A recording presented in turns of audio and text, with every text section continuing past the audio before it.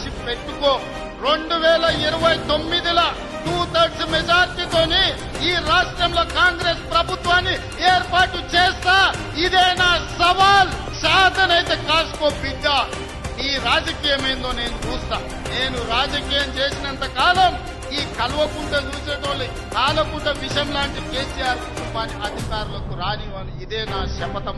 ఇదే నా శపథం. కొడంగల్ బిడ్డగా ఈ గడ్డ మీద నుంచి నేను శపథం చేస్తున్నా. నేను రాజకీయాలలో ఉన్నంతసేపు రాబోయే ఎన్నికల్లో కేసీఆర్ కుటుంబానికి అధికారం అనేది ఇక కళ. టీఆర్ఎస్ పార్టీ కేసీఆర్ చరిత్ర గతమే. మీ పార్టీకి మీకు భవిష్యత్తు లేదు. ఎవడైనా చర్చించుకుంటే పొద్దుపోయినప్పుడు మాట్లాడుకోవడానికి పనికొచ్చే చరిత్రనే తప్ప భవిష్యత్తు తెలంగాణ రాష్ట్రానికి తరఫున పొరిగేది ఏమీ లేదు.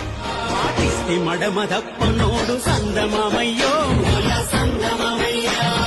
ఆపదుస్తే ముందుంటడే సందమామయ్యో